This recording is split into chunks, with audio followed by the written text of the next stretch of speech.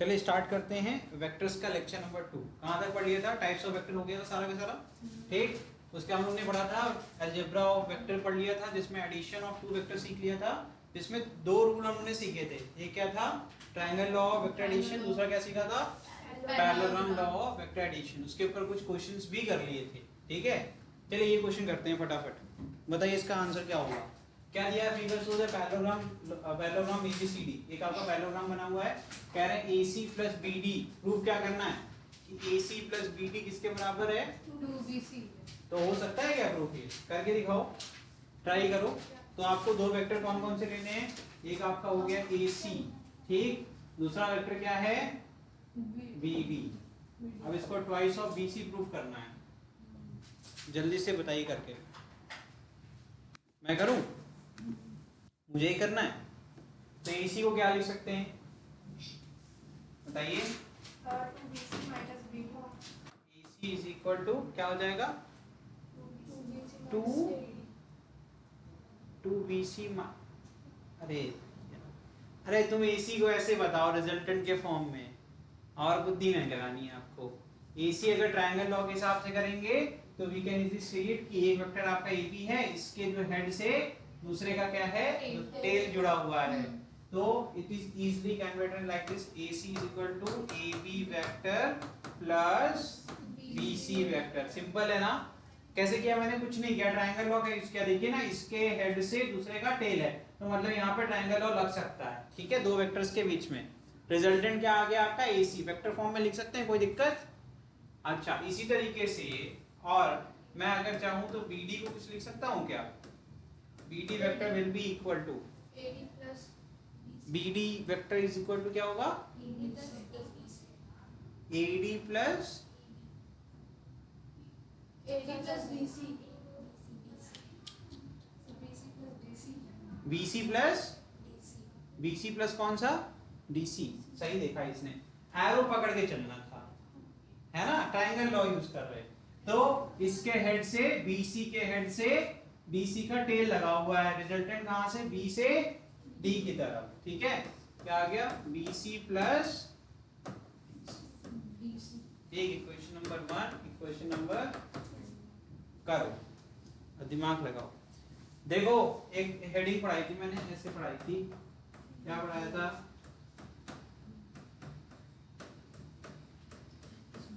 अरे negative vector तो याद ही नहीं आ रहा है सर। जब वो उसका अपोजिट डायरेक्शन में जाएगा तो नेगेटिव। हाँ, ठीक है। और पैरेललोग्राम लॉ है, पैरेललोग्राम बना हुआ है, ऑलरेडी दिया हुआ है, इट इज अ पैरेललोग्राम। इसका मतलब opposite sides are parallel and equal, so magnitude of AB, then I can easily write it mod of AB will be equal to mod of BC. Only direction is opposite to each other. Question खत्म हो चुका है, जल्दी से मुझे answer बताइए।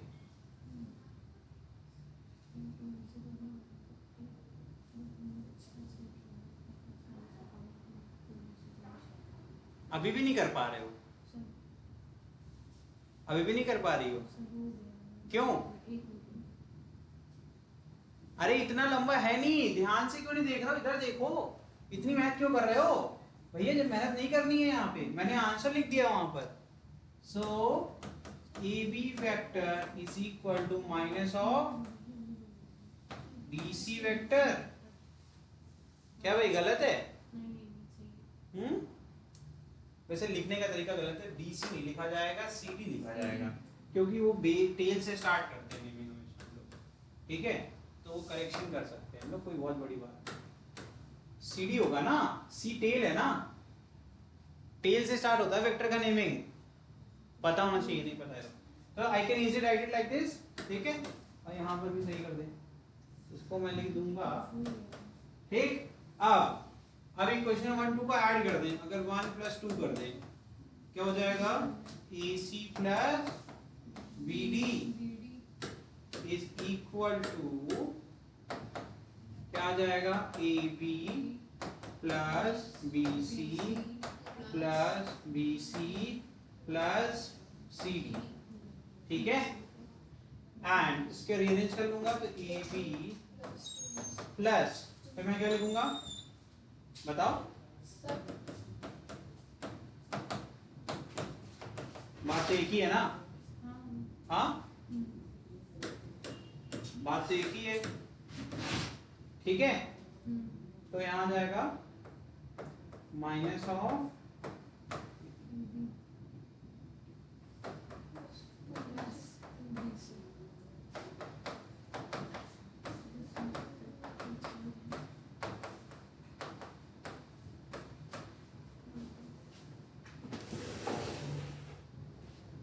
कोई issue, कोई परेशानी? आंसर अभी भी नहीं मिला? अरे ये तो बहुत कठिन था नहीं?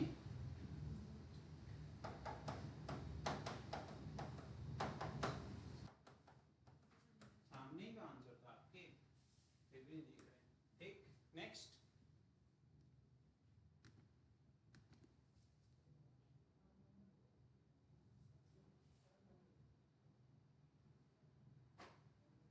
ठीक है, बुक बंद कर दीजिए। Two forces each numerically equal to 10 times. क्या कह रहे हैं? दो फोर्स है, दोनों की वैल्यू कितनी है? 10 9। 9 क्या होता है? सर जब हम सीएसके से एमएसके बच्चे सीएसके क्या होता है? सीएसके चेन्नई सुपर किंग हो गया क्या? मतलब इतनी बड़ी फैन हो गई है कि कल ही जो है सीएसके फाइनल में पहुंच गई। कैसी हूं मैं? हाँ, मैं देखती हूं। हाँ, फिर क्या? बताइए।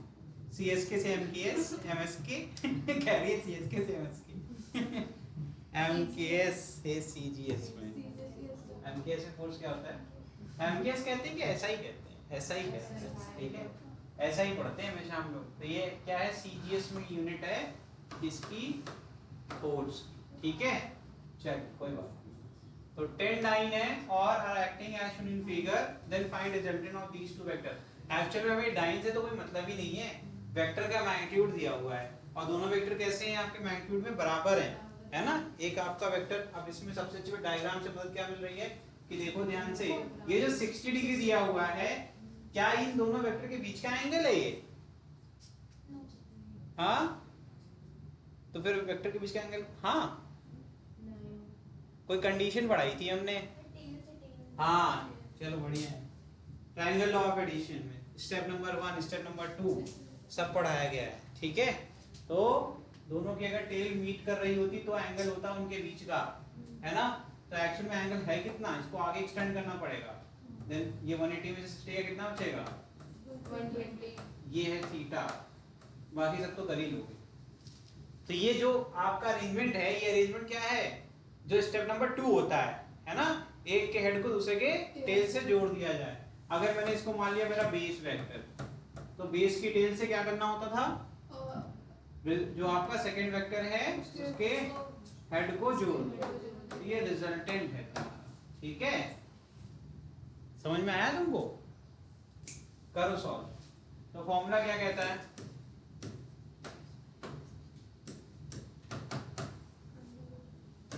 टेन स्क्वायर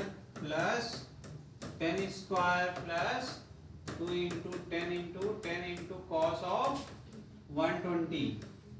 अरे वाह, ये तो बहुत गंदा लग रहा है, ठीक है।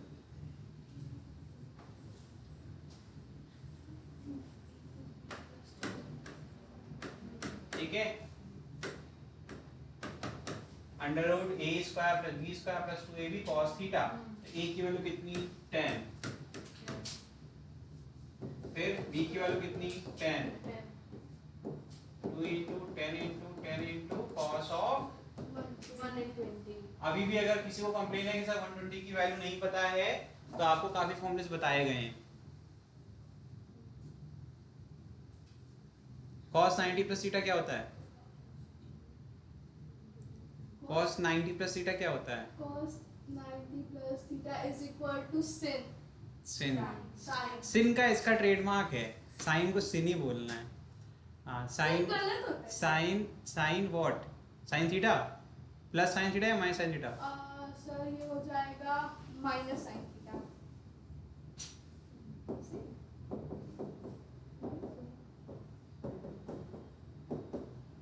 माइनस sin 30 कितना होता है? -1/। ठीक है, ठीक है, ये कितना हो जाएगा? 200 माइनस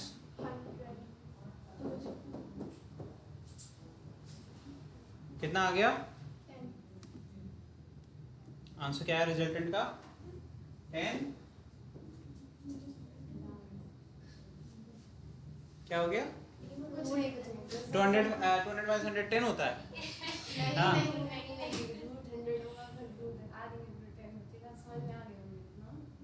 शिवांश कह रहा है कि हम जरा पूछ रहे थे आज है ना रूट 200 का क्या होगा स्क्वायर रूट बताओ जरा कोई नहीं बताएगा हाँ रूट 200 का स्क्वायर रूट कितना होगा बेटा शिवांश सर 20 होगा हाँ वेरी गुड 20 होगा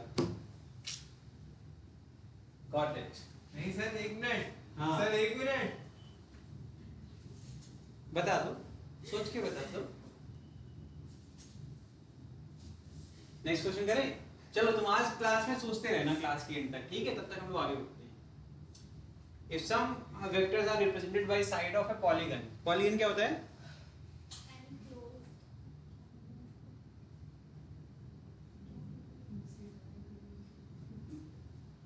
चलो ये भी सोचते रहना ठीक है मोर देन 4 साइड्स अगर हो ठीक है तो पॉलीगन में जा रहा है फिर उसको इंक्रीज करते ही कितना बन जाएगा ठीक है चलिए तो यहाँ पर if some vectors are represented in by sides of a polygon in same order then their resultant vector is represented by the closing side of polygon in the opposite order ठीक है तो इसको कहते हैं polygon law of vector addition मतलब अभी तक हम लोग सीखा दो वेक्टर्स हैं तो उनका सम कैसे करना है दो तरीके सीख लिए एक triangle law of vector addition एक क्या सीख लिया पैरेललोग्राम दोनों में दो ही वेक्टर होते थे दो से ज्यादा होगा तब नहीं कर पाएंगे ना उस केस में करने को तो कर सकते हैं लेकिन फिर वही बात है कि बहुत लेंथी प्रोसेस होगा एक्चुअल में इसमें वही होने वाला है ठीक ये ए वेक्टर हो गया और ये सी वेक्टर हो गया ठीक है तो स्टेप नंबर 1 क्या है कि एंगल निकालना है तो निकालो स्टेप नंबर 2 ट्रायंगल में क्या होता है एक के हेड को दूसरे के टेल से बिना डायरेक्शन को चेंज किए तो ये पहला वेक्टर है ठीक इसको उठा के हमने यहाँ रख दिया ये क्या हो गया ये बी वेक्टर हो गया ये क्या बन गया ए वेक्टर फिर ये हो गया तुम्हारा सी वेक्टर अभी मान लो थोड़ा सा उस तरफ जा रहा है ठीक है तो अभी देखो ये बन गया रिजल्टेंट कैसे निकलेगा पहले इन दोनों का रिजल्टेंट निकलेगा ठीक है अब इसका रिजल्टेंट आ गया तो इसके बाद डायरेक्टली बना सकते थे लेकिन समझ में नहीं आता आपको ठीक है तो रिजल्टेंट कैसे आ रहा है यही तो बोला है डेफिनेशन पढ़ो क्या कह रहा है बार बार कह रहा है कि जो क्लोजिंग साइड होगी किसकी पॉलीगन की ठीक है देखिए इन द अपोजिट ऑर्डर वही होगा क्या रिजल्टेंट फिर से रीड करो अगर कोई वेक्टर है रिप्रेजेंट कर दिया साइड ऑफ पॉलीगन की तरह in same order then their resultant vector is represented by the closing side closing मतलब जो आखिरी साइड होगी जो आपका रिमेनिंग होगा सेम ऑर्डर का मतलब कि देखो सबको एक को हेड एक को टेल से हम अटैच करते जाएंगे without changing their initial direction ठीक है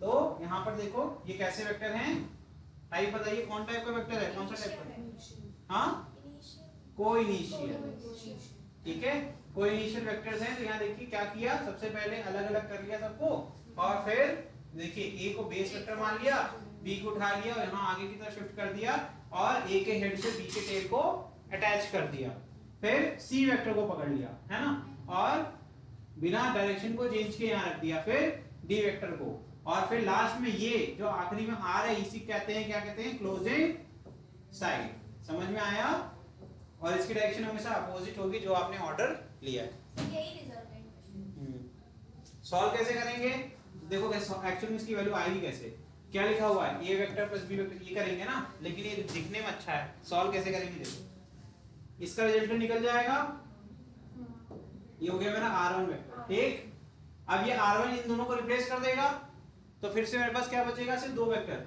r1 एंड c यहां से क्या मिलेगा मुझे r2 ठीक फिर ये सब रिमूव हो गए बचेगा सिर्फ दो वेक्टर फिर ये हो गया देखो ऑटोमेटिकली वही सेम आंसर आया कि नहीं आया आ गया ध्यान से देखो हाँ नहीं चल तू ये देख बस दो वेक्टर देख रहे हो इस पे ट्रायंगल लग रहा है हाँ इसके बाद अब इसको भूल जा फिर से तेरे पास एक वेक्टर r1 है एक c है ट्रायंगल लगेगा तेरे को r2 मिल गया r2 अब ये सब भूल जा r2 और d दिख रहा है तेरे को फिर से ट्रायंगल लगेगा इसकी टेल से r मिल गया ठीक है सिंपल था। यही होता है आपका addition of more than 2 vectors, इसको कहते हैं लॉ ऑफ पॉलीगन। ठीक, नेक्स्ट सब्ट्रैक्शन अगर पढ़ना है, सब्ट्रैक्शन उसे पढ़ाते नहीं है फिर भी बता दे रहे हैं। सब्ट्रैक्शन में कुछ नहीं करना है, a प्लस बी वेक्टर दिया हुआ था, अब क्या कर दिया, बी वेक्टर को हमने नेगेटिव वेक्टर बना दिया और फिर से ऐड कर दिया। ठीक, ऐसे यहाँ पर एक वेक्टर a है, ठीक, देखो ध्यान से यहाँ दिया हुआ है, ठीक, एक वेक्टर आपका b है ऊपर की तरफ। मैं वही वाली फिगर बना देता हूँ, अलग से क्या पढ़ाऊँ, देखो समझ में तुम्हें आ जाएगा। देखो एक वेक्टर आपका ये a है और एक क्या है b, दोनों का आपका टेल से एडेड है, तो क्या आ जाएगा, एंगल बिटवीन वेक्टर ये क्या है, थीटा, मतलब जानते हो ना, एंगल बिटवीन a एंड, ठीक है, यहाँ तक कोई दिक्कत। लेकिन अगर हम क्या करेंगे, इसको शिफ्ट यहाँ कर देंगे और रिजल्टेंट निकालेंगे तो यहाँ रिजल्टेंट आएगा कुछ इस तरफ। अंदाज से बताया? नहीं, अंदाज नहीं पसंद आ रहा है, पूरा करके दिखाओ, पैसा वसूल करना है। देखो बेटा, देखो क्या करोगे, एडिशन वाली बात करते हैं, इसको शिफ्ट करोगे यहाँ, यही करोगे ना, ऐसे करोगे ना। देखो ये टेल टेल है तो फिर क्या करेंगे, इसको उठाएंगे और स्टेप नंबर 2 क्या करते हैं, इसके हेड से बी के टेल को, एक ये हो गया तेरा बी वेक्टर, ठीक, फिर यहाँ से क्या बन जाएगा, रिजल्टेंट, ये आगे रिजल्टेंट, इसके लिए क्या होगी, ये वेक्टर प्लस, ठीक, कोई दिक्कत। ध्यान से देखो, अगर यहाँ मिरर रखते तो इसी को फ्लिप करेंगे तो यहाँ पहुंचेंगे कि नहीं पहुंचेंगे, फिर भी देखो, लेकिन इसका जो लेंथ होगा वो कम हो जाएगा, ठीक है, लेंथ मैग्नीट्यूड का घटेगा ना, a माइनस बी कर रहे हैं ना, तो उसकी लेंथ शॉर्ट हो गई इसीलिए, और a प्लस बी में लेंथ बढ़ जाएगी। मतलब आपने बोला जो, हाँ छोड़ो छोड़ो छोड़ो, कुछ नहीं बोला मैंने, तुम कंफ्यूज हो, इससे पहले वापस आ जाए क्योंकि टाइम वेस्ट होगा। a प्लस बी आ गया, ठीक है बेटा, रुक जाइए। अब अगर हमें क्या करना है, a माइनस बी करना है, तो क्या मैं अगर इसको ऐसे लिख दूं, अगर मैं a vector plus b vector को चाहूं तो मैं कैसे लिख सकता हूं बताओ, माइनस ऑफ लिख सकता हूं, है ना। अच्छा बहुत बढ़िया, तो अब देखना, अगर तुम्हें ये समझ में आ गया तो मैंने क्या बोला, इस और को मिटा दूंगा। देख अब ये मैंने इसलिए किया ताकि तुम्हें फिर से जब मैं करूँ a माइनस बी को a प्लस बी बनाऊं तो समझ में आ जाए। तो a माइनस बी लिखा हुआ है तो मैं a vector plus of minus B vector कर सकता हूं, हाँ कर सकता हूं ना, मैंने पहले वाली एक्टिविटी इसी को समझाने के लिए करी थी, ठीक। अच्छा इसका मतलब बहुत सिंपल है, अगर हमें कभी भी सब्ट्रैक्शन करना है तो उसको एडिशन के लॉ से आसानी से कर सकते हैं, अगर हम सेकंड वेक्टर को रिप्लेस करते with the negative vector, b vector था उसको नेगेटिव वेक्टर से हमने रिप्लेस कर दिया, तो नेगेटिव वेक्टर क्या होगा, इसी का फ्लिप करना होगा, ये देखो क्या है, ये माइनस ऑफ, ठीक है, उसका कुछ नहीं किया है, उसके बाद इसको क्या कर दिया, देखो ये टेल टेल जुड़े हुए थे तो इसको उठा के कहां ले गए, यहां, ये क्या है, minus of, triangle law use करें, क्या करेंगे, a के टेल से माइनस b वेक्टर के हेड को पहुंचे कि नहीं पहुंचे, हमने यूज किया एडिशन, कह रहे हैं सब्ट्रैक्शन, इसीलिए मैं कहता हूं सब्ट्रैक्शन पढ़ना ही नहीं है, ठीक है, सिर्फ आपको ये लॉजिक पता होना चाहिए, करना आपको क्या है, एडिशन ही है हमेशा, ठीक है, बस क्या करना है, सेकंड वेक्टर को उसके नेगेटिव वेक्टर से रिप्लेस कर देना, नेगेटिव वेक्टर बहुत आसान होता है, जिस डायरेक्शन जा रहा है उसके उल्टा जाएगा, मतलब उसी लाइन को आगे खींच दो, बस एरो उल्टा कर दो, है ना, और इसका लेंथ इसके बराबर होगा क्योंकि ये मैग्नीट्यूड तो सेम है ना, डायरेक्शन ही सिर्फ चेंज हो रही है, उसके बाद हम लोग क्या करेंगे, सिंपल ट्रायंगल लॉ को यूज कर लेंगे, ठीक है, चलिए ठीक है, ओके, कोई दिक्कत, कुछ करना है मुझे इसमें,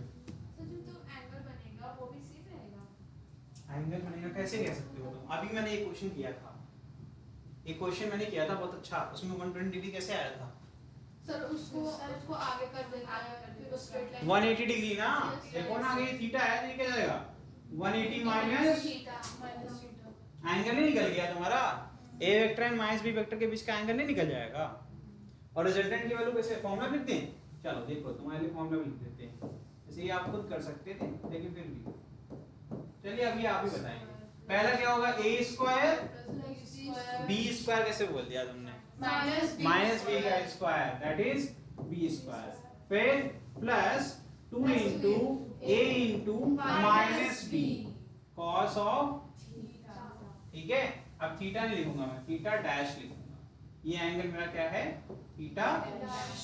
थीटा तो पहला वाला एंगल लिया है ना, तो ये एक्चुअल में क्या बन जाएगा, under root A square plus B square minus 2ab cos theta dash. खत्म। ठीक, ये हो गया रिजल्ट। ठीक है, किसके लिए, for a vector minus, b vector. ठीक है, डन।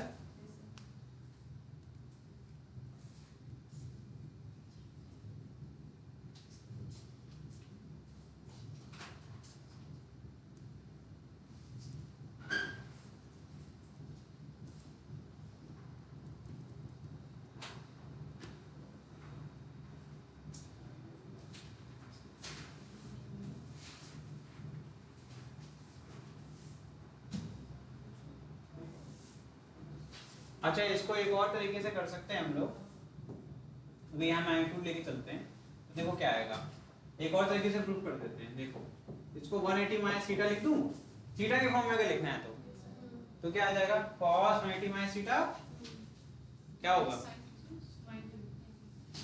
अभी तक याद नहीं कर पाया, इतना सिंपल तो है। 90 to 70 के लिए cos का sin, sin का cos, tan का cot, cot का tan। अरे अभी तो रट जाओ। और 180 और 360 के लिए cos का cos, sin का sin, tan का tan। सिंपल। उसके बाद पॉजिटिव नेगेटिव देखना है सिर्फ क्वाड्रेंट के हिसाब से। अब ये cos का है 180 माइनस थीटा, मतलब कौन से क्वाड्रेंट में आ गया, सेकंड क्वाड्रेंट में। सेकंड क्वाड्रेंट में cos नेगेटिव होता है। कितनी बार रटवाऊं, कितनी बार रटना है भाई, इतनी सी बात याद नहीं हुई अभी तो तुम्हें। ठीक है, तो ये प्लस ऑटोमेटिकली हट के, ठीक है, ये इसका फाइनल फॉर्मूला, इसको रट जाइए। ठीक है, चलिए तो जरा मुझे रिजल्टेंट का एंगल बताइए, अभी बात खत्म नहीं हुई है, मुझे tan अल्फा बताइए।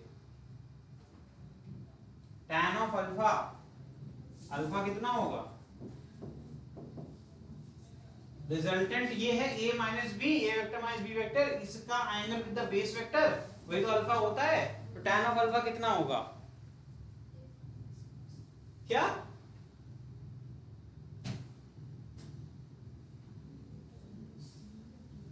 सेम एक्टिविटी, सर ए वेक्टर माइनस बी वेक्टर होगा क्या, आराम सोचो, मैं करने जा रहा था लेकिन अब नहीं करूंगा।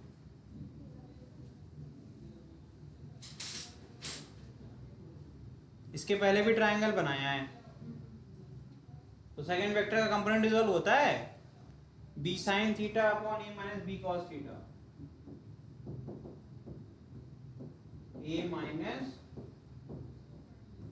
इसको प्रूव करके ले आना, ये आपका होमवर्क है। ठीक है, इतना नहीं करवाओगे तो बेकार है, सब पढ़ा दिया है मैंने। ठीक है, माइनस क्यों आया, बस यही मुझे आंसर चाहिए, ये माइनस क्यों आया, हर बार तो प्लस किया है ना, तो माइनस क्यों होगा, ये तुम सोचो।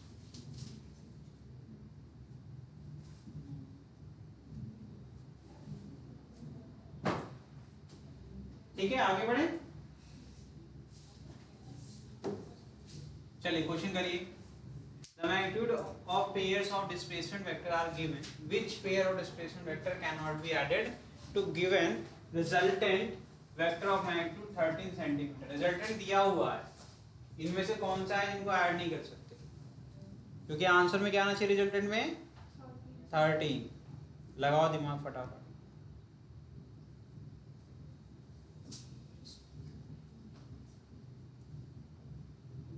बताओ क्या है, इंपॉर्टेंट ऐसे करके लिख लो, resultant of always lies between a minus b addition and subtraction of two vectors. ठीक है, करके देख लो, अब बता देना आंसर।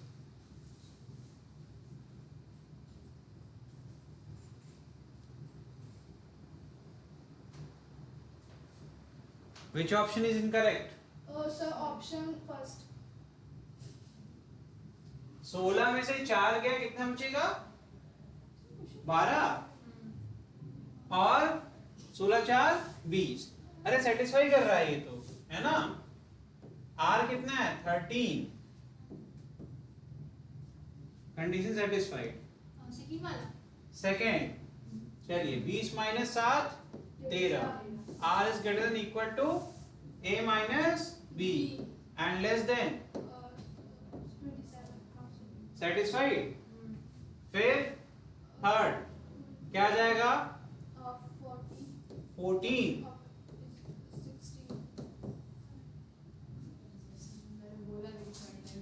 इनकरेक्ट हो गया ना, r की वैल्यू कितनी है 13 है ना, 15 माइनस 1 करेंगे कितना आएगा, गलत।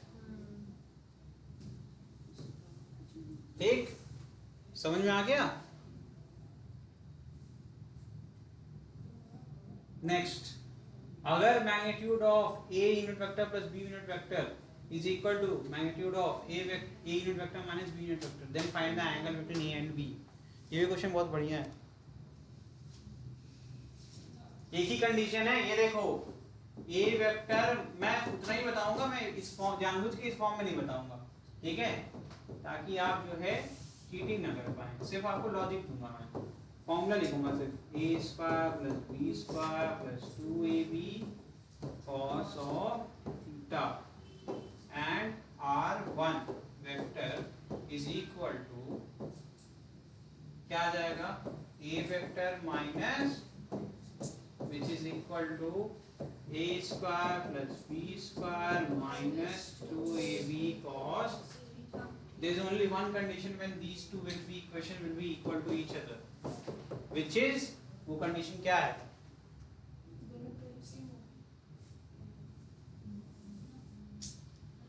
थोड़ा दिमाग लगाओ, दोनों के इक्वेशन में एक ही पार्ट है जो अगर हट जाए तो दोनों बराबर हो जाएंगे। ये सर जब ये बीटा जो है दूसरे वाले में वो 180 माइनस बीटा होता है सर, इसमें प्लस और माइनस प्लस माइनस वाला जो टर्म है, मतलब अगर देखा जाए तो सिर्फ ये 2ab अगर हमारे रास्ते से हट जाए तो हम बड़े खुश हो जाएंगे, है ना। ये ना होता तो under root a square plus b square हो जाता, ये भी under root a square plus b square हो जाता, तो a प्लस b और a माइनस b दोनों बराबर हो जाते, है ना। लेकिन हटेगा कैसे, थीटा जब 0 होगा, cos 0 1 होता है शायद, हाँ। So when angle between a vector and b vector is equal to, 90 then cos 90 will be 0, then r vector will be equal to r1 vector। यही इसका भी आंसर है। अब मैंने इस फॉर्म में कर दिया है, तो तुम इस फॉर्म में करके मुझे दिखाना, ठीक है। ये तुम्हारा होमवर्क, इतना तो कर ही लोगे कि नहीं कर पाओगे, कर पाओगे कि नहीं कर पाओगे। चलो जरा मुझे एक चीज बता दो, एक चीज बता दो, इधर इधर बेटा, अरे इधर छोड़ो उसको, किताब बंद कर दो, यही आंसर आ जाने वाला है। बंद करो बंद करो बंद करो, इसीलिए तो घुस नहीं रहा कुछ। इसका आंसर तो ऐसे वर्बली हो जाएगा। यूनिट वेक्टर का मैग्नीट्यूड कितना होता है, तो हमें निकालना भी तो मैग्नीट्यूड ही है, तो a और b की वैल्यू कितनी होगी, बस हो गया क्वेश्चन सॉल्व। आंसर क्या आएगा, बस खत्म, ठीक है, ठीक है।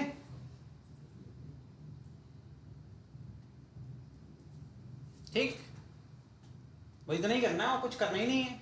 सब जगह a और b की रिप्लेस कर देंगे किससे, 1 से, ठीक है। Mod of a unit vector will be equal to 1, ठीक है। Mod of b unit vector will be equal to 1, बस इतना दिमाग में रखना, ठीक है। चलिए आगे बढ़ें। रेजोल्यूशन ऑफ वेक्टर्स ये ऑलरेडी सिखा चुका हूं, फिर भी एक बार वापस से देख लेते हैं, ठीक। रेजोल्यूशन मतलब कंपोनेंट निकालना होता है, ये मैंने आपको ऑलरेडी सिखाया था ना।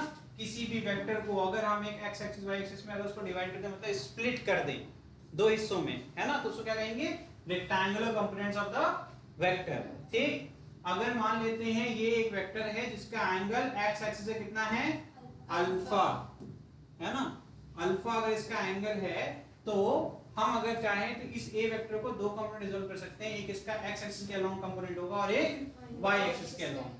x एक्सिस के अलोंग वाला कंपोनेंट कैसे होगा, जब आप एंगल को क्लोज करिए, ध्यान से देखिएगा, एंगल को क्लोज करना है। ये एंगल बना हुआ है, एंगल क्लोज करना मतलब बंद करना, है ना। तो क्या मिलेगा, क्लोजिंग एंगल हमेशा क्या देगा आपको, cos component. It will be called as a cos of whatever angle जो यहाँ लिखा हुआ है, यहाँ अल्फा है तो cos अल्फा. याद रखिएगा इसकी जो लेंथ होगी वो हमेशा क्या करेंगे, यहाँ से एक परपेंडिकुलर ड्रॉप करेंगे ऑन एक्स एक्सिस, जहां पर वो मीट करेगा उतनी ही लेंथ होगी हमेशा. किसकी, एक्स कंपोनेंट की. रिजल्टेंट की लेंथ हमेशा ज्यादा होगी, कंपोनेंट की लेंथ हमेशा कम होगी.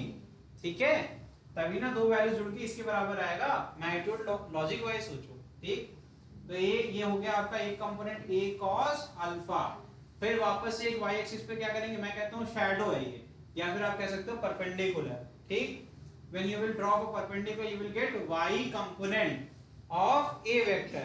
इसको कहते हैं opening of the angle. Angle खुल रहा है और कहाँ जा रहा है वो, 90 पर, है ना, ऐसे था और ओपन होके कहाँ जा रहा है, 90 की तरफ.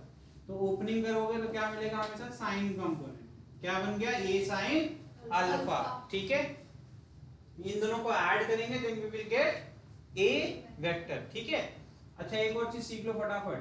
अभी मैं इसको प्रूफ करूंगा कैसे a आएगा ऐड करने पर. वेक्टर सम ही करना है, वेक्टर अलजेब्रा ही लगेगा. ठीक, तो दो वेक्टर का रिजल्टेंट का फॉर्मूला क्या था भाई,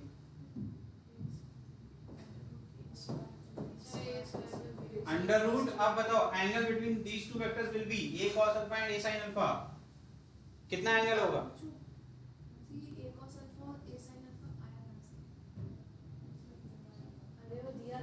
मैंने बताया ना कंपोनेंट्स रिजॉल्व करते हैं. चलो कोई बात नहीं, कोई बात नहीं, सब्र करो, इनको बताते हैं. पाइथागोरस पढ़ेंगे हम लोग. ठीक है, पाइथागोरस तो ऐसा है ना, वो कहीं पर हो जाता है. प्रूव कर देता हूँ मैं सोचा चलो इतने से बच जाएंगे, है ना, बच जाएंगे, इन लोग को डिटेल नहीं जाना पड़ेगा. लेकिन कोई बात नहीं, डिटेल में बता देते. बचना तो नहीं था, वैसे आप कंफ्यूज हो जाते हैं, इसीलिए मैं सोचा कि हल्का थोड़ा पढ़ा. कंफ्यूजन हो जाती है ना कई बार. चलो देखो, अब परमानेंट इलाज हो जाएगा इसके बाद.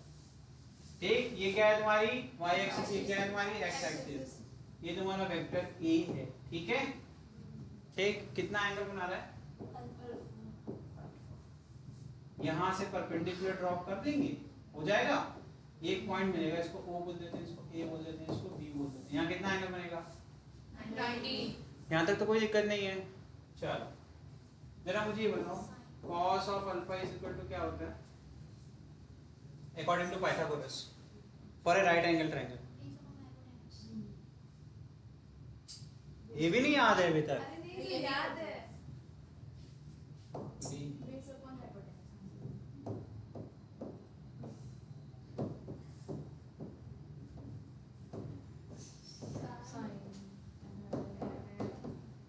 अब तो देख के बता दे. अरे हाँ सब बताया तो, क्या बताया, बेस अपॉन बहुत ज्यादा दिक्कत है. तो इसका बेस क्या होगा, इस ट्रायंगल का, इस ट्रायंगल OAB एक ट्रायंगल है, OA एक हाइपोटेनस, OB की वैल्यू कितनी है, OA की वैल्यू कितनी होगी,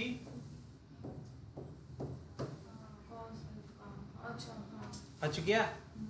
अब कोई दिक्कत नहीं, तो आप इसी चीज को कह देंगे कंपोनेंट, क्योंकि उसी का ही तो एक हिस्सा है ये. ठीक, इसी प्रकार से सेम प्रोसेस से यहाँ एक एंगल चाहे तुम बीटा ले लो. ठीक, मैं कहता हूँ मत लो. ठीक, तुम बीटा मत लो, तुम अल्फा से करो, क्योंकि फिर तुम कहोगे कि सर अल्फा क्यों लिखा है ना. इससे पहले तुम फिर से एक बात कहो, हम यहाँ दूसरी बात कह देते हैं.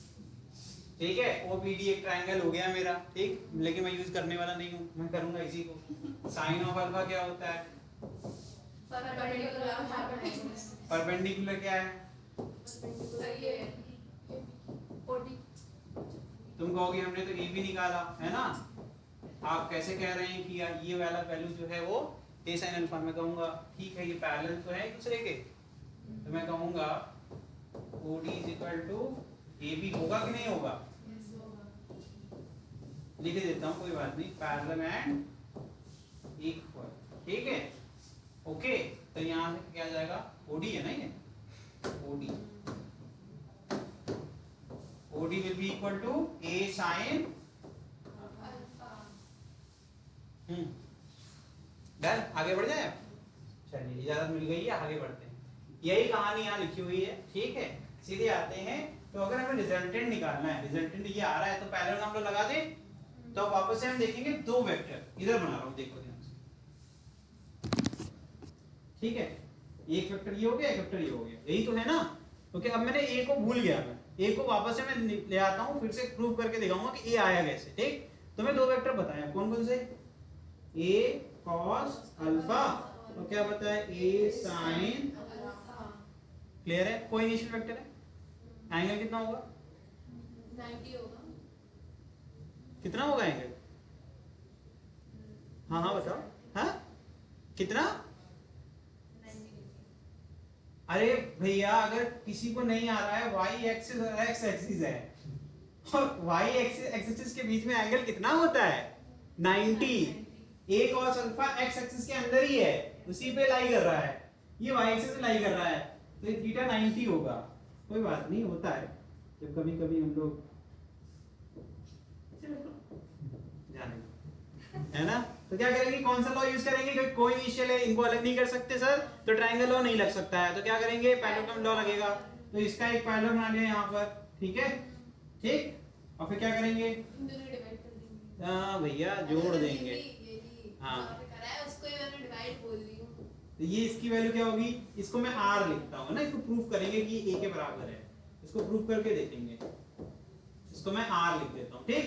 तो अकॉर्डिंग टू यू r का फॉर्मूला क्या होगा, a square plus b square plus b square plus a। लेकिन ये यहाँ तो a भी है ही नहीं, इसके हिसाब से बताओ, तो r will be equal to under root, अरे ये लिखा तो है, दोबारा लिख दिया,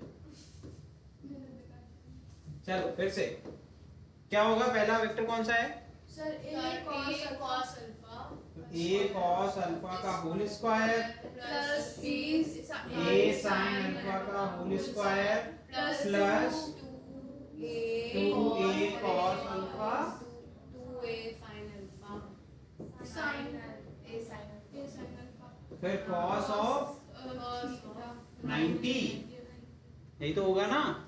ये सब कुछ भी लिखा है मुझे वो दिखते ही समझ में आ गया, ये तो जीरो होने वाला है, ठीक।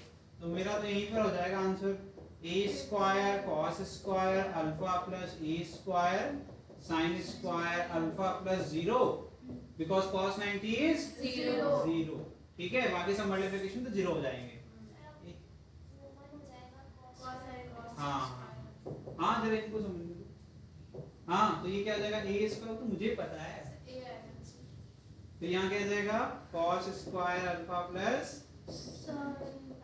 ठीक है, सबको आना चाहिए ना, ये क्या होता है 1, आइडेंटिटी होती है ना हम लोग की, ये हो गया तुम्हारा 1, रूट a स्क्वायर का आंसर क्या आएगा, a, अरे ये तो प्रूफ हो गया, हाँ सही, इसका मतलब कह सकते हैं कि a को स्प्लिट करेंगे तो दो कंपोनेंट मिलेंगे, अब बोल सकता हूँ कंपोनेंट, तो उसके दो कंपोनेंट होंगे, एक होगा a cos अल्फा, एक होगा a sin अल्फा, दोनों में प्रॉपर्टी क्या है, हमेशा याद रखना कि a cos alpha a sin alpha, अगर एंगल जिधर से बन रहा है उधर हमेशा cos कंपोनेंट होगा, ठीक, और जिधर एंगल नहीं बन रहा है उधर हमेशा sin होगा, और इन दोनों के बीच में हमेशा एंगल कितना होगा, 90 होगा, इररिस्पेक्टिव की कैसे बना हुआ है, ठीक। जैसे अभी किसी ने तुमसे ऐसे डराने के लिए ऐसे बोल दिया, ठीक है, फिर देखते हैं हमें बता पाते हैं कि नहीं, मैंने कहा ये मेरा ये वेक्टर है, तुम हो गया x एक्सिस में, यही कहोगे ना, मैंने कहा कि मेरा प्लेन है, मेरा एक नया प्लेन है ना, ये मेरा प्लेन है, ये मैंने कुछ नया प्लेन बना लिया, यहाँ मैंने x y नहीं लिखा, यहाँ लिख दिया मैंने, मेरा ये है k और ये है मेरा क्या बोलते हैं d, ठीक, और d और k दोनों लाइन है, दोनों के बीच में एंगल कितना है, ये मेरा एक नया प्लेन है, यूनिक प्लेन बना दिया मैंने, 90 है ना, तो प्लेन हो गया ना, x एक्सिस y एक्सिस को एक नया नाम दे दिया, मेरा नया प्लेन आ गया, मैंने बोला यहाँ से एंगल बना रहा है ये अल्फा, तो cos कंपोनेंट कहाँ जाएगा, है ना, तो यहाँ से क्या करेंगे, ऐसे खींच देंगे और ऐसे कर देंगे, कह देंगे a cos, और यहाँ पर मतलब सीख गए, कुछ करना नहीं पड़ेगा, है ना, समझ गया ना। चलिए, जो मैंने वहां डेरिवेशन कर दिया उसी के लिए यहाँ साइड रखी थी, तो इसको मैं अलग से कुछ और बताना नहीं है मुझे, सीधे आते हैं आगे बढ़ते हैं। जरा ये देखो फिगर कितना अच्छा बना हुआ है, ये 3D है, बताओ क्या है इसके अंदर,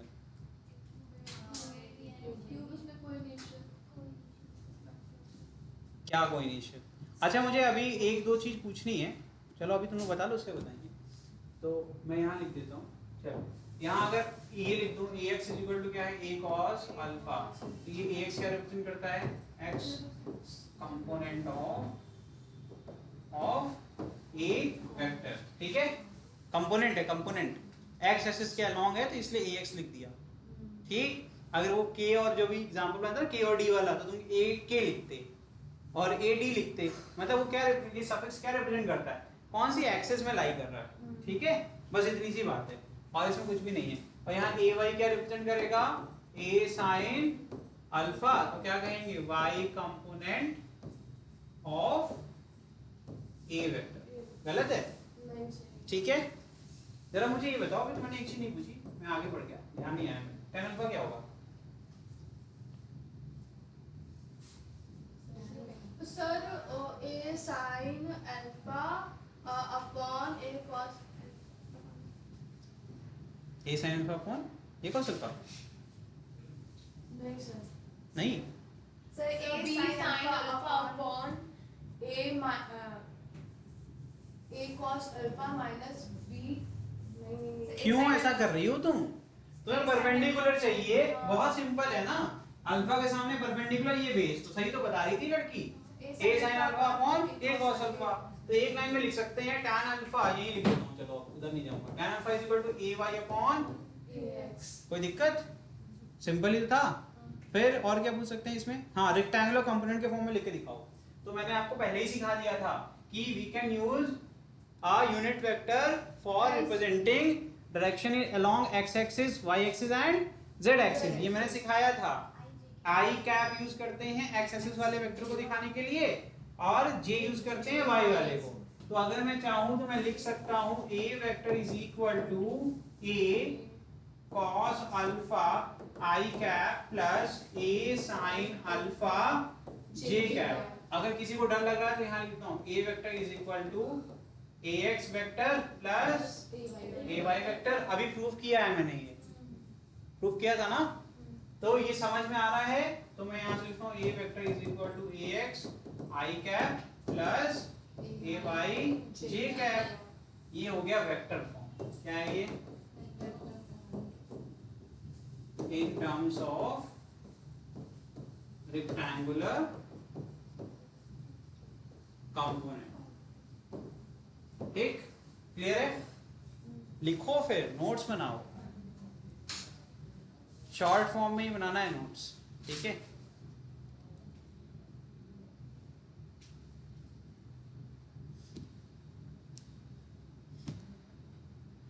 अच्छा एक आखिरी सवाल है, ये सिर्फ प्रेजेंस ऑफ माइंड से जवाब दे सकते हो, ठीक है,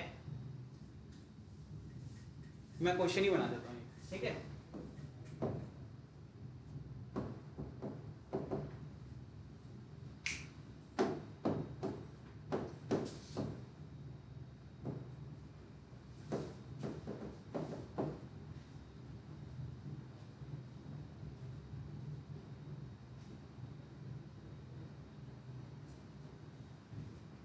चलो ऐसे रूट के फॉर्म में जोड़ देंगे, ठीक। इसका मैग्नीट्यूड बताना है रिजल्टेंट का, ये वेक्टर फॉर्म में लिखा हुआ है, मुझे मैग्नीट्यूड चाहिए 6 है, तो ये भी एक वेक्टर ही ना, ये भी एक वेक्टर है, मैंने मैग्नीट्यूड डायरेक्शन को अलग अलग कर दिया, तो ये वेक्टर लॉ ही तो लगेगा इसमें, वेक्टर लॉ ऑफ एडिशन नहीं लगेगा, वही वाला फॉर्मूला बस IQ 0 है, ध्यान नहीं दे रहे हो क्लास में, तो सिंपल था क्वेश्चन। अब angle between these two vector बता दो, छोड़ो, सर 9। हाँ चलो एक तो से बताया, अगर वो आ गया तो आंसर आ जाएगा। क्या आएगा? Under root sir under sir cos 90 तो 0 हो जाएगा और सर अंडर रूट 20 आएगा। सही है, आ गया तुम्हारा शिवांश, अभी सोच रहे हैं प्रोसेसिंग में, हो गया। We are nearing about it. क्या है, क्या मैंने बताया? अरे जस्ट टेल मी दिस, छोड़ो शिवांश, ये बताओ मुझे, सीख जाओगे एक चीज। अगर हम लोग J कैप और K कैप की बात करें तो उनके बीच का एंगल कितना होता है? बताओ भाई, टाइम वेस्ट मत करो, जल्दी बताओ टाइम। 455 जे कैप और के कैप के बीच में एंगल कितना होता है? याद नहीं आ रहा? छोड़ो।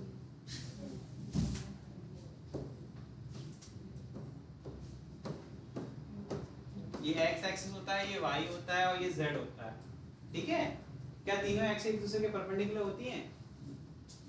बोलिए हाँ या ना? नहीं।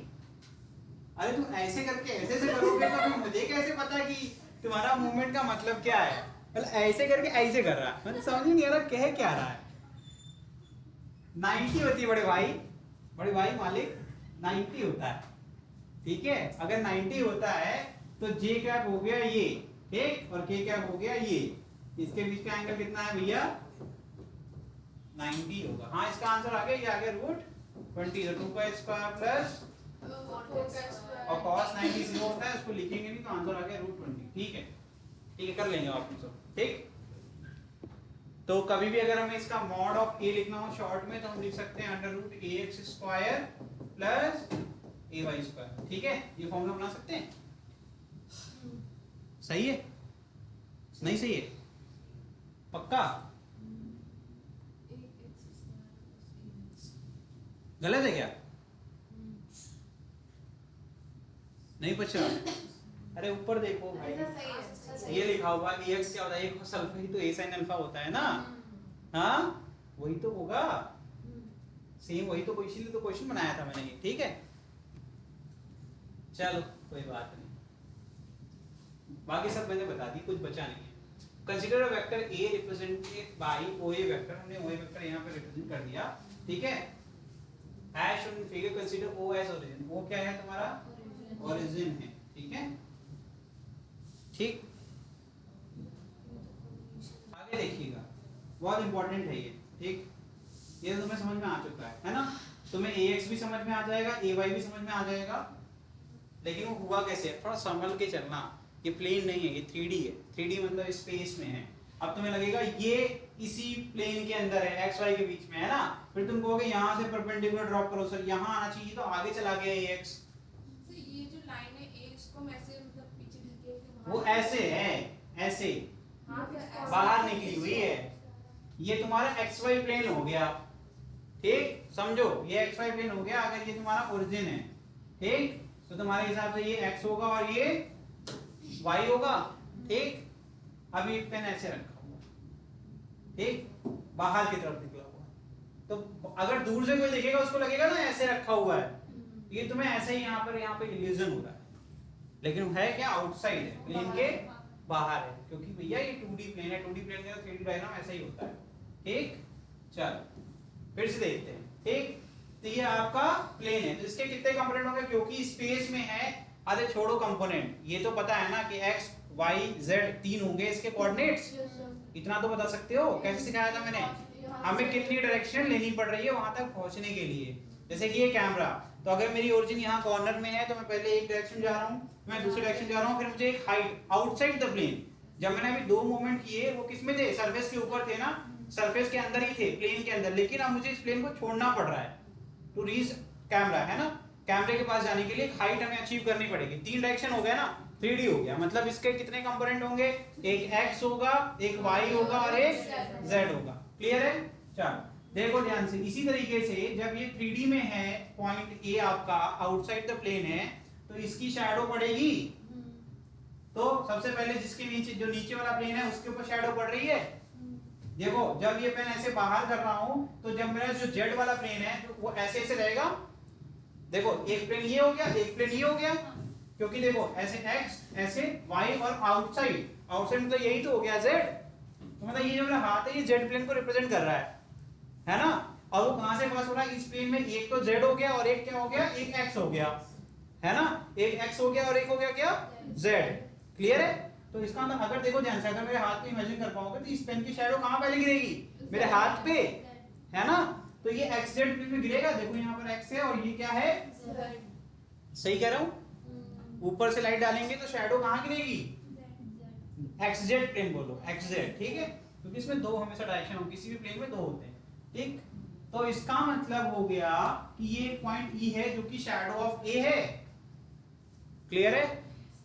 यहां से हम लोग कंपोनेंट निकाल सकते हैं। ठीक है, तो इस शैडो को अगर हम ओरिजिन से कनेक्ट करें, ठीक, ध्यान से देखना, तो यहां से दो कंपोनेंट मिलेंगे किसके, ए के। एक कहां लेके जाएगा हमें, ax और एक az। ठीक, अब y कंपोनेंट चाहिए अगर, तो क्या करेंगे, अब इसकी शैडो इधर से टॉस दिखा रहे हैं, किधर से, टॉस तो बना लेते हैं हम। ठीक, अब उसमें लो तुम टॉर्च है। ठीक, तो ऊपर से डालना साइड से डालेंगे ना, अब प्लेन दूसरा वाला है ना आपका, इधर देखो ये x z y z plane है ना, मेरा हाथ कैसे इस तरीके से है ना, इस तरीके से है, तो अब y एक्सिस और z एक्सिस मिल गए, क्योंकि z एक्सिस ऐसे अंदर जा रहा था, y एक्सिस ऐसे जा रहा था, है ना। पिछली बार किसके साथ इसका हुआ था, x के साथ, तो हाथ मेरा ऐसे था। ठीक, इस बार क्या है, अभी भी मेरा y z एक्सिस ऐसे ही है, लेकिन y तो वर्टिकल होता है, तो मेरे हाथ में कैसे होना पड़ेगा, इस तरीके से, ऐसे ही कट करेगा पूरी स्क्रीन को, है ना। तो जब मैं इधर से, अब फिर से पेन बाहर है, इसकी शैडो कहां गिरेगी, इस हाथ पे गिरेगी।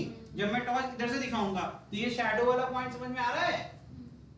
ठीक है, अब तुम देखोगे तो अगर तुम चाहो तो इसको जोड़ लो, यहां से कंपोनेंट निकाल लो तो ay मिल जाएगा, और नहीं तो डायरेक्टली आप मार्क कर सकते हैं। ठीक है, समझ में आया, तो ऐसे निकलता है, नहीं आया, ax ay az। ठीक है, इरेज क्यों कर दिया, फिर से करना पड़ेगा। ठीक है, तो यहां पे लिखा हुआ है vector a is the diagonal of parallel point, its projection x y and z axis on x y and z axis are ax ay and az. These are three rectangular component of a vector, so I can rewrite this equation as a vector will be equal to ax I cap plus ay j cap plus az k cap। ठीक है, angle between two vectors will B 90 degree. कर लोगे अब, तो करके बताओ resultant क्या होगा।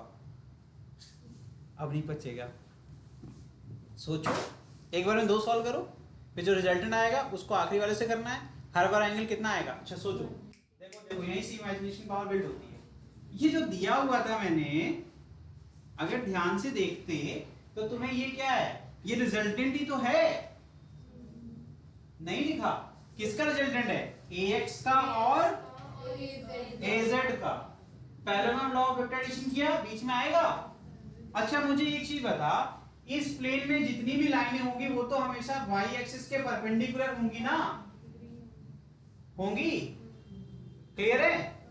तो इसका जो रिजल्टेंट आएगा उसी के साथ तो ay का निकलेगा, तो फाइनल रिजल्टेंट वापस से कहां पहुंच जाएगा, a पर। नहीं समझ में आया, क्यों महक, आया कुछ, आया नहीं आया, ये वाली बात आई नीचे वाली, ये नहीं आई ना, ये 90 डिग्री समझ नहीं आया होगा, वो आ गया, तब कैसे नहीं आ सकता है, गजब सिस्टम है। तो बच्चा ए वाई और आर, ठीक है। अब जो तेरा बनेगा ये आउटसाइड प्लेन चला गया ना पैरेललोग्राम, इधर देख, ऊपर पैरेललोग्राम है, नीचे बनेगा कि नहीं बनेगा, प्लेन के बाहर आना पड़ेगा ना, क्योंकि ये ओई तो हमेशा देखो ओई स्क्रीन के बाहर होगा, इस तरफ ऐसे, ठीक है। और एक लाइन तुम्हारी कैसे है, इस तरीके से, अरे मेरा हाथ कहां जाएगा, ठीक है, इस तरीके से। अब इनका रिजल्टेंट तो हमेशा यहाँ बीच में ही आएगा ना, इस पे अंदर नहीं पहुंच गई, तो ये वही तो है ओए वाला, आ गया, ठीक है। सब जुगाड़ से पढ़ा रहे हैं, हाथ कहां की इस्तेमाल कर रहे हैं, कैसे करते हैं, कहीं आदि टूट जाए मेरा, ठीक। तो mod of a vector will be equal to क्या होगा बताओ भाई, under root ax plus ax होगा, स्क्वायर होगा ना, गधों कितनी बार पढ़ाएं, नहीं बचा, फिर से प्रूफ कर देते हैं, नहीं तो बच गया। ये दोनों का रिजल्टेंट निकाल लेते हैं। तो r vector will be equal to r1 vector will be equal to क्या जाएगा, under root ax square plus, ay square, ठीक है। अब जो आपका a वेक्टर आएगा उसको मैं लिख सकता हूँ, क्या लिख सकता हूँ बताओ, मॉड अंडर रूट ये r1 प्लस ay, नहीं तो करेंगे ना, नहीं करेंगे, तो r1 का स्क्वायर प्लस ay स्क्वायर,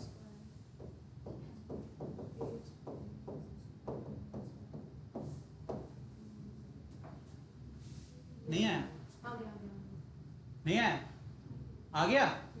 इनको नहीं आया। क्या नाम है? निहाल ठाकुर। देखो भाई कोई बात नहीं। देखो भाई ये रिजल्टेंट है तेरा, ये तेरा आर है, ठीक। ये येलो कलर ना वीडियो में नहीं दिखेगा, बढ़िया रेड करना पड़ेगा। देख तो रहा है वैसे, फिर भी कोई बात नहीं। देख सारे कलर्स में वापस से रेड कर, ये तेरा आर वेक्टर है, ठीक है। ये हो गया तेरा 90, ये हो गया तेरा पैटर्न जो लास्ट में बन रहा है। अच्छा है, डाउट पूछने से 2-3 चीजें अच्छी हो जाती है। 3 पैरेललोग्राम है सर। 3 है? अच्छा, कहाँ कैसे? एक तो ऐसे और एक नीचे। हाँ सही कह रही है। 3 है। हाँ 3 है, मैंने कब मना किया? ठीक है ठीक है सही कह रही हो। वैसे एक और इधर भी दिखा सकते हैं, इधर भी दिखा सकते हैं। अगर आप बनाते हैं तो हमें जो काम का है वो हमारे लिए नीचे वाला और ये जो बाहर बन रहा है यही इंपॉर्टेंट है बस, ठीक है। कंफ्यूज मत हो, दो ही दिमाग में रखना है। नीचे वाला भी देखना नहीं हो तो क्लियर दिख रहा है कि इसका रिजल्टेंट कहाँ आ रहा है, बीच में आ रहा है। हाँ अच्छा एक मिनट रुको पहले एक नंबर निकाल। तो यहाँ पर 90 भी बन रहा है। देखो ये बीच में रिजल्टेंट कैसे आएगा? एक वेक्टर क्या है तुम्हारा ए वाई, देखो ये है तेरा ए वाई, और एक वेक्टर तेरा बाहर की तरफ है, ये क्या है तेरा R1 वेक्टर। ये मैंने लिखा है यहाँ पर, ये R1 मोड़ लगा दे R1, ठीक। अब इनके बीच का एंगल 90, रिजल्टेंट कहाँ आएगा? बीच में तो आएगा, यही तो है ये वेक्टर। फॉर्मूला क्या होता है? दो वेक्टर के बीच का सम करना है तो क्या करेंगे? अंडर रूट पहला वाला वेक्टर का स्क्वायर प्लस दूसरा वाला वेक्टर। पहला वेक्टर कितना? R1 का स्क्वायर हो गया, दूसरा क्या है? AY। हाँ बोल, आ गया? चलो हाँ। जो आपने पहले समझाया था वही ज्यादा इजी था। तो नहीं तुम्हें समझने नहीं, ये तो जिसका डाउट है उसको समझना है ना। जिसको समझ में आ गया वो काहे लिए कंफ्यूज हो रहे हो? जिसका जो डाउट है उस वही समझो, ठीक। हाँ भैया तुम बताओ, आ गया? नहीं आया? सर ये मैं कुछ बोलूंगी, मैं गलत ही बोल नहीं मैंने कुछ बोला ही नहीं। सर ये जो ए का है, ए का वेक्टर है, उसमें अगर हम आर का, मैं कैसे बताऊं मुंह से सर अगर हम देखिए आपने किया है R1 का स्क्वायर प्लस AY का स्क्वायर, तो अगर हम R1 को पूरा मतलब उसको जो उसका फॉर्म है वो लिखेंगे AX का स्क्वायर प्लस AY का स्क्वायर। AZ स्क्वायर कहाँ AY आ गया? सर वो आपने लिखा है। कहाँ लिखा है? नीचे कहाँ लिख दिया मैंने? कहाँ लिखा है? नहीं लिखा है क्या? सर वो ही तो मैं पूछ रही हूँ। कहाँ लिखा मैंने? कहीं नहीं लिखा। देखो ये AZ लिखा हुआ है। गलत बात है सर, गलत। चलो बोलो थोड़ा और पढ़ रही हो, ठीक है, गलती हो गई मुझसे। बोला तो सही ना मैंने हर जगह, तो कहीं जल्दी वाली में इधर हो जाता है। हाँ यहाँ से गलती हुई, मैंने ये ब्रैकेट ही गलत लगाया, ठीक है, लेकिन बोला मैंने सही। ये ले लेते ना, तो प्लेन ये लेके चल रहे थे। देख लीजिए ये AX है, AY सही है, वेरी गुड। ये AY ले लिया मैंने, ये AZ था, तो AX square plus AZ square हो जाएगा। और मैंने आखिरी में वही सही लिखा होगा, ये सही लिखा है ना, वही गलती हो गई मुझसे, बस कोई बात नहीं, गंदी बाजी में ठीक है, ओके। यही था रेक्टेंगुलर कंपोनेंट, कितना आसान है, ठीक है, आसान था ना ये, सब आसान। हाँ चलिए लिखिए, हेडिंग लिखिए direction cosine, cosine direction cosine. क्या लिखना है? Direction cosine. कंपोनेंट के फॉर्म में कैसे लिखा जाता है? तो अगर हम अलग अलग एंगल बना लेते हैं, ठीक है, with the x, with the y and with the z, ठीक है, तो अगर ये हमारा रिजल्टेंट है और हम कहते हैं इसका एंगल एक्स से कितना है? अल्फा, और यहाँ कितना है? बीटा, और जेड के साथ गामा, ठीक है। तो कॉस अल्फा बताओ, कॉस बीटा बताओ, कॉस गामा बताओ। डायरेक्शन कोसाइन का मतलब ये होता है, ठीक है। कॉस ऑफ अल्फा निकाल सकते हो, इतना डरने की जरूरत सर नहीं। ये हो जाएगा एक, पता नहीं। अरे थोड़ा आराम सोचो, अभी इतना सब कंपोनेंट सिखाया था, उसी से ही आंसर आ जाएगा। ट्रायंगल बना लो फटाफट, कहाँ ट्रायंगल बन रहा है, ठीक है। बेस अपॉन हाइपोटेनस होता है, तो बेस ढूंढ लो बस। अल्फा के लिए बेस क्या होगा? अल्फा के लिए बेस बहुत सिंपल है, अल्फा का बेस AX हो गया, है ना, और क्या हो जाएगा? A, इसके लिए अब इतनी बुद्धि तो है ही ना, जल्दी जल्दी कर लो, आंसर बताओ। ठीक, ये क्या हो जाएगा, खत्म। अब कॉस के फॉर्म में लिख के बताओ, कॉस के फॉर्म में A Y A Z A X, तो आंसर आ जाएगा तुम्हारा A X is always equal to A cos alpha, A Y always equal to A cos beta and A Z equal to A cos gamma. Cos. ठीक है, इसे कहते हैं direction cosine. ठीक है, अगर वेक्टर फॉर्म में लिखना है तो क्या करेंगे बताइए, लिखिए। अगर इनको वेक्टर फॉर्म में लिखना है तो इनकी वैल्यूज पुट करनी पड़ेगी, रिजल्टेंट वाला है ना, क्या r is equal to a x square plus a y square plus a z square. अगर मैं स्क्वायरिंग बोथ साइड कर दूं तो रूट हट जाएगा। रिजल्टेंट की वैल्यू कितनी थी, a, तो इधर क्या हो जाएगा, A square is equal to A square cos square alpha plus A square, sine क्यों आ रहा है मेरे दिमाग में बार बार, साइन लिख वो आपको दे, याद कर रहे हैं। Cos square beta. ठीक है, आंसर आ गया, ए स्क्वायर कॉमन लो, कट जाएगा सब। नहीं समझ में आया, अरे ए स्क्वायर कॉमन लेंगे, कैलकुलेशन आ रही है समझ में, ए स्क्वायर कॉमन ले सकते हैं, बचेगा क्या, cos square alpha plus cos square beta plus cos square gamma. इधर भी ए स्क्वायर, ये कट जाएगा, बचेगा क्या, फाइनल ए एक्सप्रेशन कहते हैं, इसी कहते हैं डायरेक्शन कोसाइन।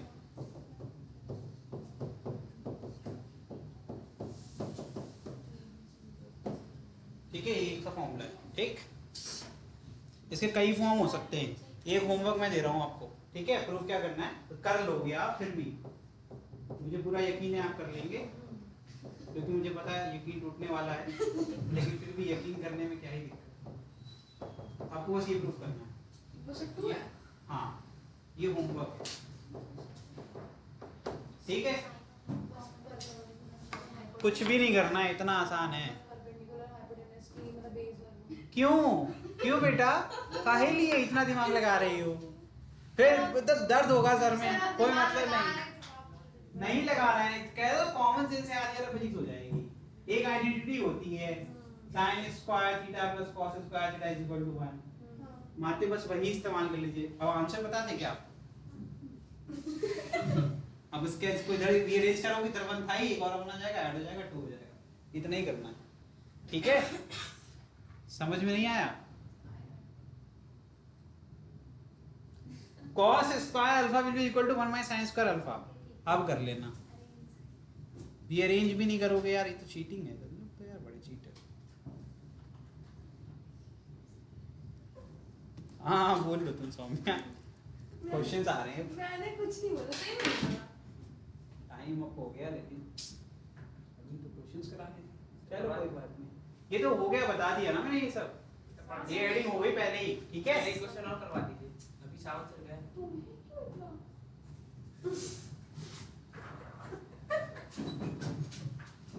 हाँ तो शाम चलिए ठीक है, आगे बढ़ते हैं, क्वेश्चन करते हैं। चलिए क्वेश्चन करते हैं, दिया हुआ एक वेक्टर p वेक्टर दिया है, find the magnitude and the direction question. Magnitude तो आप निकाल लेंगे, डायरेक्शन क्वेश्चन निकाल दीजिए।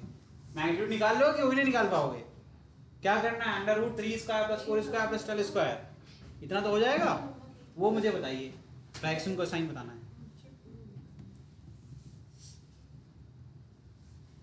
क्या बताना है, एक बार डायरेक्शन कोसाइन बेटा, क्वेश्चन पढ़ो, स्क्रीन पे लिखा हुआ है। आपने अभी अभी पढ़ाया है वही। हाँ वही,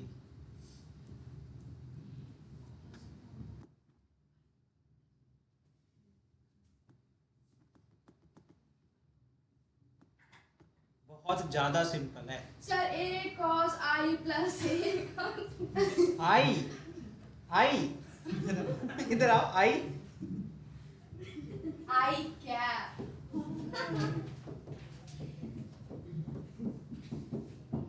अभी लिखवाया हूँ, फिर भी नहीं पढ़ते हो यार, कितने गधे हो। अब इसमें से ax ay az ना पूछ देना हमसे क्या है, ठीक है, और उसके नाम से ये भी पूछ देना कि करना क्या है इसमें, सर आप खुद बता रहे हैं। क्या करें, बताना पड़ता है, आप लोग की बेइज्जती बचानी पड़ती है। बेइज्जती नहीं, इज्जत बचानी पड़ती है, बेइज्जती करनी पड़ती है।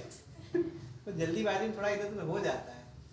चलिए cos अल्फा बताइए कितना होगा, चलो बता ही दो, अपनी बेइज्जती करा ही लो। cos अल्फा कितना होगा?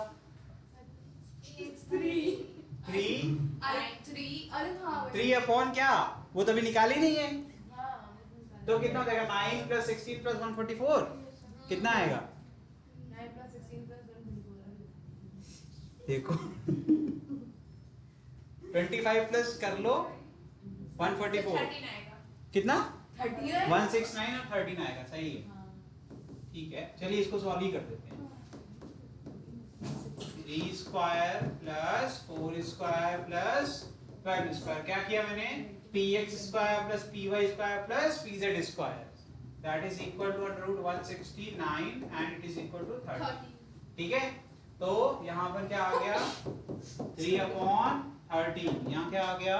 4/13, यहाँ क्या आ गया? 12/13। ठीक है, पुट कर देंगे तो 3/13 का होल स्क्वायर प्लस 4/13 का होल स्क्वायर प्लस 12/13 का होल स्क्वायर, सॉल्व करेंगे।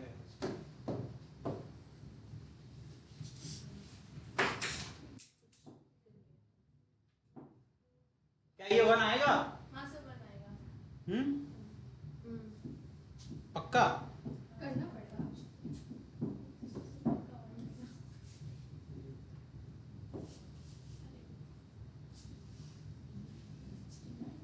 हमें इक्वेशन के फॉर्म में नहीं लिखना है, वहीं तक कर लो, बहुत है।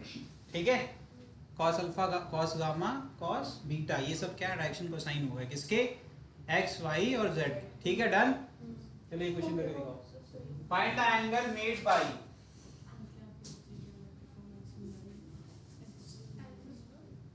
90 डिग्री।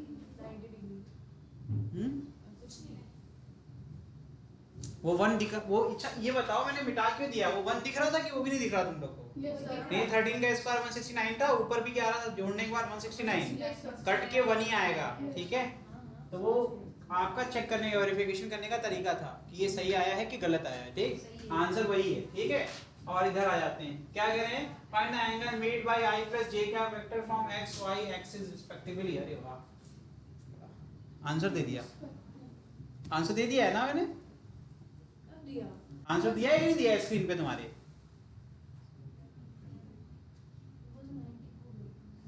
दिया है कि नहीं दिया है, बस बता दो। हाँ, यहाँ आंसर ही तो लिखा है। ठीक है, और इसमें करना भी क्या था? अगर हमें निकालना है रिजल्टेंट तो क्या आ जाएगा? 102। हाँ हाँ, आएगा नहीं आएगा? क्या ही कहें सर वो उसका मैग्नीट्यूड 1 हो जाएगा और cos 9 कह लो, √2 ही तो आएगा।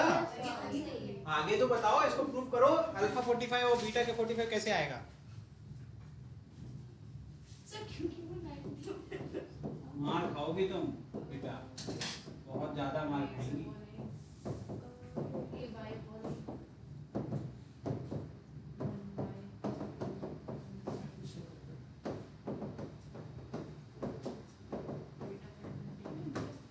ठीक, डन।